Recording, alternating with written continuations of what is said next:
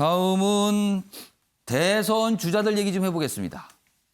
먼저 야권 대선 주자 1위를 기록하고 있죠. 윤석열 전 검찰총장 관련된 내용이 오늘도 있는데요. 기사가 좀 한 2가지 정도 나와 있습니다. 보겠습니다.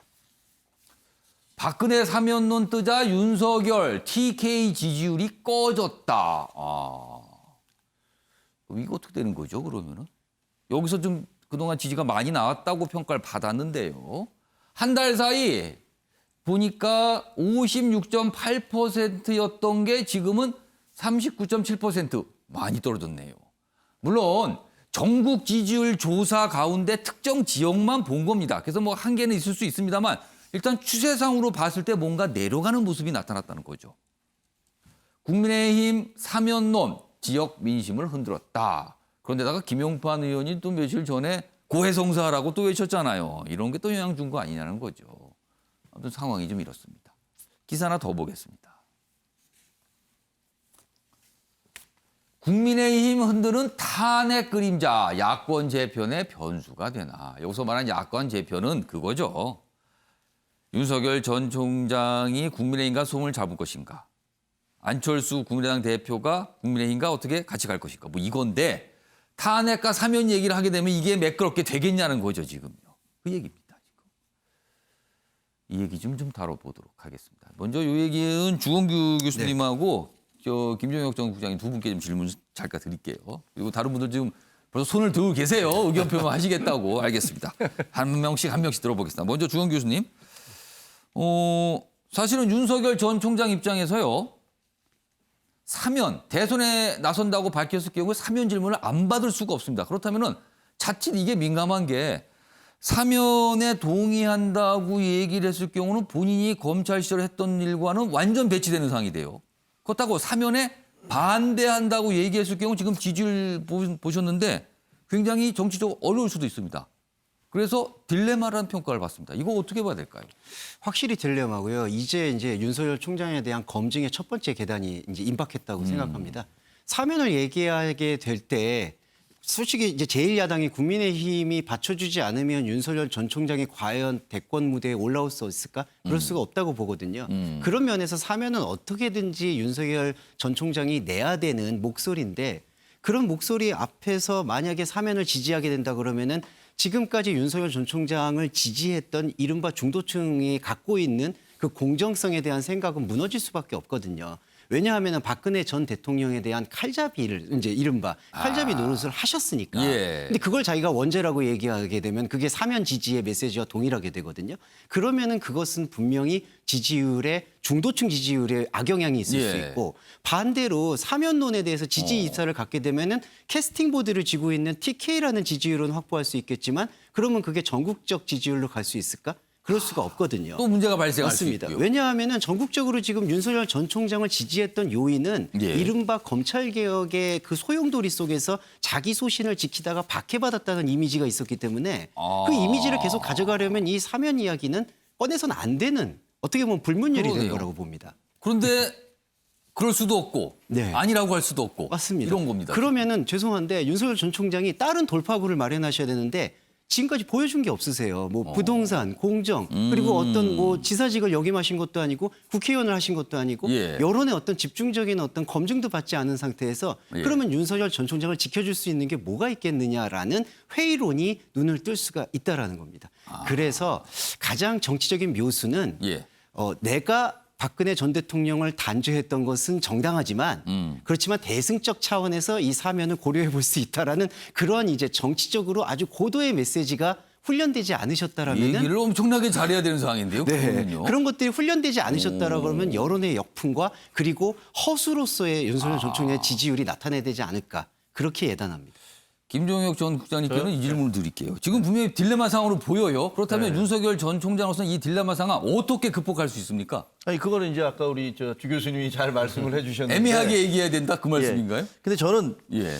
그 지금 딜레마는 분명히 딜레마죠. 예. 딜레마인 게 이제 TK 지역에서는 박근혜 전 대통령이 그걸 이렇게 수사를 했던 거에 대해 원망이 있고 예. 또 동시에 이제 이 문재인 정부를 정권 교체를 할 수 있는 그런 기대주라는 그런 기대감이 이제 같이 섞여 있는데 예. 전국적으로 보면은 윤석열 전 총장에 대해서는 그 박근혜 정부와 문재인 정부에 있어서 대통령이 지시하는 것이나 이런 것과 관계없이 법과 정의, 질서 이런 것들을 공정 이런 것들을 실현했다는 그런 것들에 의해서 지지도가 올라가고 있는 거잖아요. 예. 그렇기 때문에 윤 총장으로서는 정말 어려운 부분인 건 분명한데 저는 언론인으로서 기자로서 이런 생각이 들어요. 그때 당시에 탄핵이 이루어질 때 예. 사실은 저도 이제 그 방송 책임자였는데 예.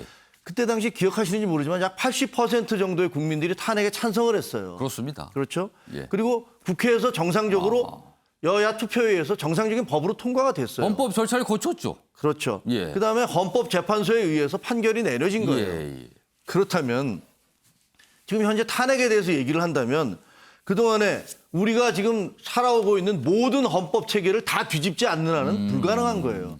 그때 지금이야 이제 끝난 다음에 다시 이렇게 예. 얘기를 하고 있지만 그때 당시에 국민들이 다 이거 국정농단이 너무 심했다, 문제가 있다라고 지적했던 그런 여론들. 예. 그리고 정상적인 국민 투표에 국회에서 절차를 마쳤고 예, 예. 헌법재판소를 거친 이 과정을 이제 와서 다시 거꾸로 돌려서 그 모든 책임을 윤석열이라는 한 사람에게 그거를 떠밀려고 하는 것은 제가 보기에는 야, 이게 뭐지? 그러면은 사면이라는 얘기로 의견을 좁혀보면 어떻습니까? 주제를. 하면은 제가 보기에는 여권으로서는 예. 뭐 이런 표현 되는지 모르겠는데 꽃놀이패 같은 거라고 생각을 해요. 왜냐하면 사면이라는 것은 결국은 그 대통령의 책임이잖아요. 대통령이 예. 하든가 말든가 결정을 해야 예. 되는데 그 대통령에게 떨어진 부담을 윤 총장한테 밀어버릴 수 있는 거죠. 윤 정치적으로도 그런 의미가 당신이 된다는 그 그때 수사했잖아라고 얘기를 한다면 예. 근데 조금 비겁한 게 그때 당시에 권력도 그렇고 그때 국회는 뭐 했고 그다음에 국민들은 뭐 했고 아니 그런 다른 모든 걸 좀 이상한 것 같아요. 김학 교수님, 지금 저 김준혁 전 국장께서는 사면 얘기를 윤석열 검찰 쪽에 자꾸 물어보는 건 비겁하다고 평가를 해주셔서요. 그걸 분석을 해주셨는데 김학 교수께서는 어떻게 보셨어요? 어떻게 해도 직면할 수밖에 없는 그건 얘기다라고 사실이에요. 생각을 하는데 저는 야권의 대선 주도권 싸움이 시작됐다. 그러니까 TK 지역은 우리 없이 윤석열 전 총장 당선될 수 있겠냐.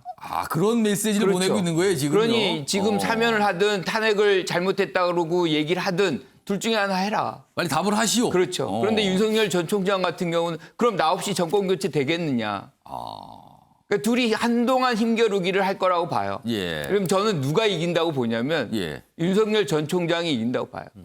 그래요? 그렇게 TK 지역은 전망하십니까? 어떻게 하든 우선순위를 정권 교체로 둘 수밖에 없는 것이죠. 그런데 만약에 윤석열 전 총장이 여기서 자기 부정을 한다. 예. 사면을 요청한다거나 탄핵이 잘못됐다 그러면 지금 50% 이상이 사면론에 반대를 하고 있거든요. 거기에 상당수가 20대, 30대 지금 지지하고 있는 사람들이에요. 다 이탈이 된다 그러면 사실 희망이 별로 없죠. 자, 주인영 변호사. 그렇습니다. 저는 그 박근혜 사면론이 뜨자 TK 지지율이 꺼졌다 이거에 동의할 수가 없습니다. 지지율이 꺼진 것은 예.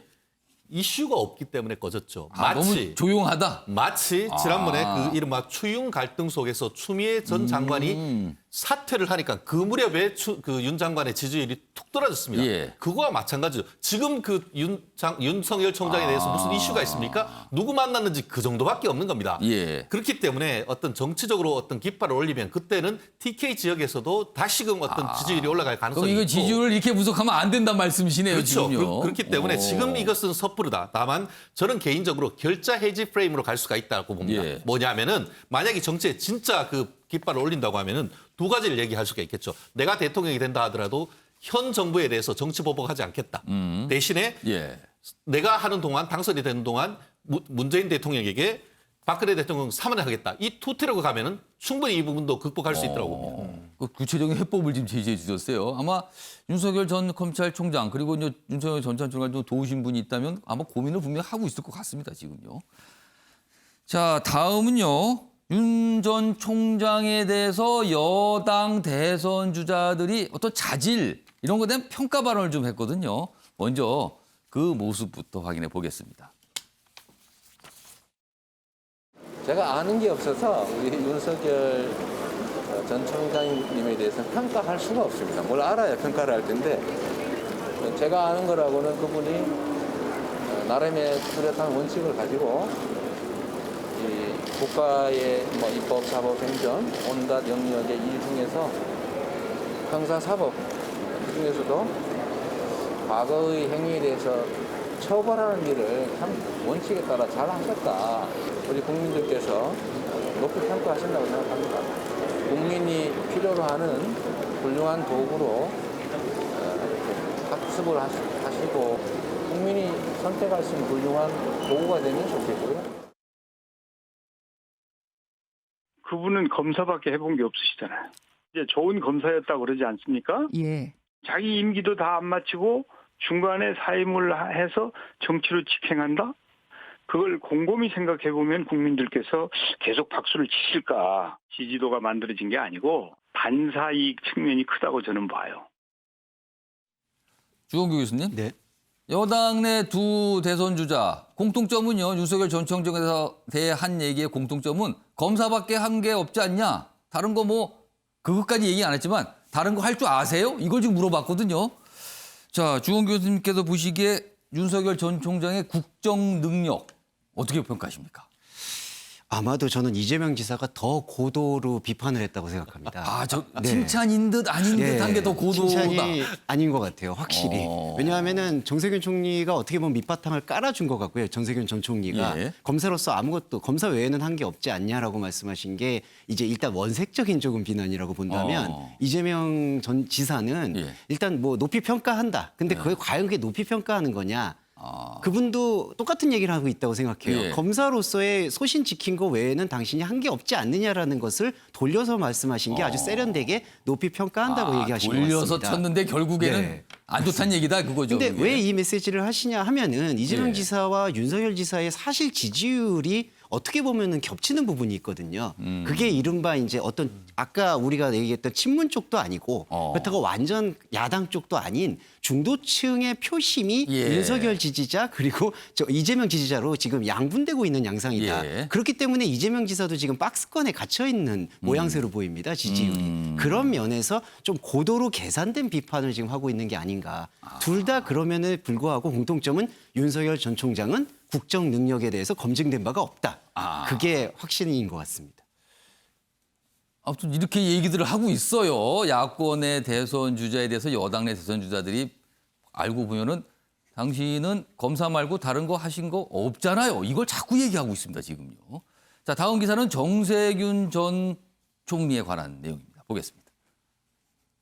방역 놓고 맞붙은 정세균과 이재명. 정세균 측 권투는 끝까지 가봐야 합니다. 뭐 이런 영상을 만들었다고 해요. 자, 그럼요. 이거는 영상을 봐야 이거는 알 수 있습니다. 우선 먼저 정세균, 이재명 두 대선 주자가 서로를 향해서 한 말이 있고요. 그리고 이 기사가 다루는 영상까지 확인해 보겠습니다. 원래 그분이 중대본에 참석을 해야 되는데 중대본에 참석을 하면 정부가 어떤 노력을 하고 있고 백신 상황이 어떤지 접종 계획은 뭔지 다 알게 됩니다. 그 내용을 잘 알게 되면 그런 말씀을 하기 어려울 텐데 그분이 그 중대본 회의에 잘 안 나오셨던 것 같아요. 뭐 그분이 뭐 저를 공격하려고 그랬겠습니까?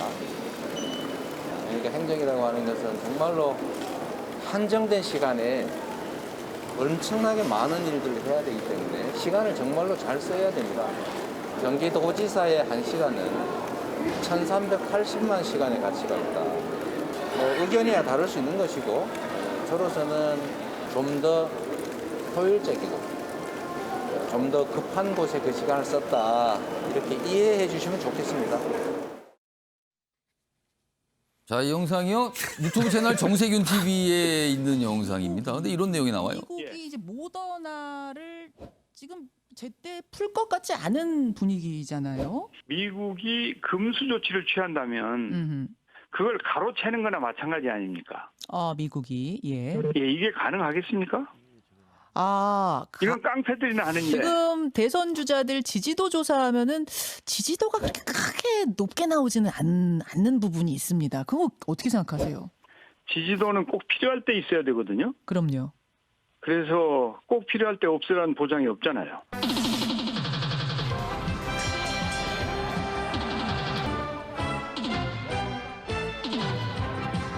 영상에 지금 이 정세균 TV에 나온 저런 영상 마지막에 웃는 자는 저렇게까지 하면서 뭔가를 좀 남기죠. 그러면서 안 끝났다 뭐 이런 걸 얘기하고 싶은 것 같습니다. 자, 김광석 교수님. 네. 그동안 정세균 전 총리 신사 뭐 이런 이미지였잖아요. 근데 요즘에 약간 어떻게 보면은 살짝 강한 얘기, 다르게 표현하면 약간 독한 얘기, 그 영상도 이런 것도 공개를 하고 있습니다. 이거 어떻게 보세요? 사실 총리 마지막 시기부터 좀 말이 세졌습니다. 예. 그러니까 준비를 하셨던 거죠. 그래서 이제 정세균 전 총리가 막 대선 진입을 하셨기 때문에 예. 지지율 확보가 시급해요. 그러다 보니까 이제 강경 발언하시고 특히나 이제 언더독의 입장이니까 제일 이제 높은 위치에 있는 탑독을 때려야 되는 거죠. 그래야만 이제 가운데 있는 뭐 이낙연 대표 자리까지 올라갈 수 있는 그런 순서를 이제 가고 있는 겁니다. 그러다 보니까 이낙연 대표를 겨냥하지 않고 탑독인 이재명 지사를 계속해서 공략을 하는 이런 장면이 나올 수밖에 없는 것이고 거기에 대해서 이재명 지사는 굉장히 이제 우리가 꼰트로 얘기하면 멀리 떨어져서 하는 아웃복싱 같은 경우를 지금 하고 있는 거거든요. 그래서 지금부터가 실질적으로 이 3인의 어떤 경선 과정이 시작됐다. 흥미롭게 볼 수 있는 대목이다 이렇게 생각합니다. 여야 대선 주자들이 어떤 특정 후보를 또 견제하고 그 견제하는 후보는 또 다른 후보가 또 뒤에서 견제하고 있고 뭐가 이렇게 막 견제하는 모습들이 나타나고 있습니다.